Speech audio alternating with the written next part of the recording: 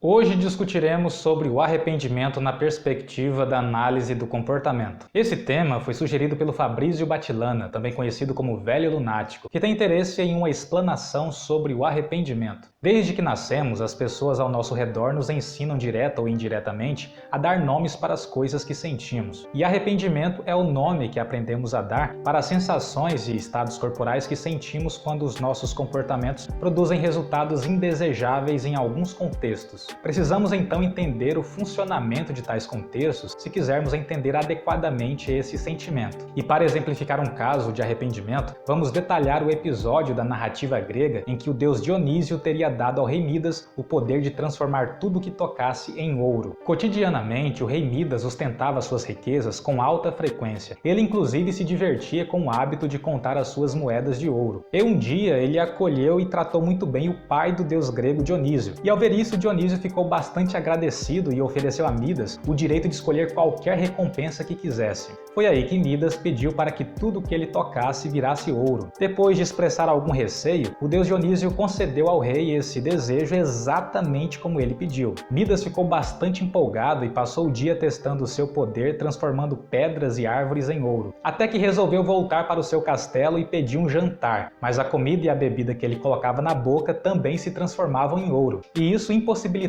que ele comesse ou bebesse qualquer coisa. Foi aí que ele percebeu a gravidade da situação. Mas ele ficou ainda mais desesperado quando a filha dele se transformou em uma estátua de ouro quando ela tentou consolar o pai com um abraço. Agora ele era muito mais rico do que antes, mas não conseguia se alimentar e nem tocar outras pessoas, e tinha perdido a filha. Diante destas condições, ocorreu nele um intenso arrependimento. Vamos analisar como as variáveis estão funcionalmente relacionadas nesse contexto. Nos antecedentes, podemos colocar a propensão filogenética a estocar recursos de sobrevivência, fatores culturais relacionados à valorização e ostentação da riqueza, histórico pessoal de condições financeiras abundantes que estabeleceu a efetividade do ouro como reforçador generalizado para muitas classes de comportamentos, e estar diante da possibilidade de que uma divindade concedesse qualquer coisa que ele pedisse. Nos comportamentos podemos enumerar a resposta de pedir o poder de transformar qualquer coisa que tocasse em ouro. Como consequência, temos que Dionísio atendeu o desejo e qualquer coisa que Midas tocasse se tornava ouro. Temos também a privação de água e comida, pois esses recursos também se tornavam ouro quando encostavam nele. E temos a perda aparentemente definitiva da filha, que se transformou em ouro após ter contato físico com o pai. Reparem que o arrependimento ocorre quando o comportamento do indivíduo produz efeitos indesejáveis que são irreversíveis ou que, no mínimo, são desfavoráveis para a sucessão de situações a longo prazo. Nesses casos, podem ocorrer tentativas de recuperar as condições anteriores, e foi o que Midas fez. Ele recorreu a Dionísio para que esse poder fosse removido. Vamos ver agora como fica especificamente a contextualização do arrependimento de Midas. Nos antecedentes, podemos enumerar a privação de comida e de água, a perda aparentemente definitiva da filha, a impossibilidade de tocar outras pessoas, provavelmente fraqueza física devido à privação de alimento e também alterações de sono devido ao luto pela filha e devido à própria configuração da situação. Nos comportamentos, podemos enumerar as respostas de sentir arrependimento e desespero, podemos supor a formulação da autorregra: se Dionísio concedeu esse poder, então ele poderá removê-lo, e também as respostas de tentar reverter a situação suplicando para que Dionísio removesse o poder. Nas consequências, temos que Dionísio removeu o poder e trouxe de volta tudo que Midas havia transformado em ouro, inclusive a filha dele, e consequentemente agora ele poderia se alimentar normalmente. Neste caso,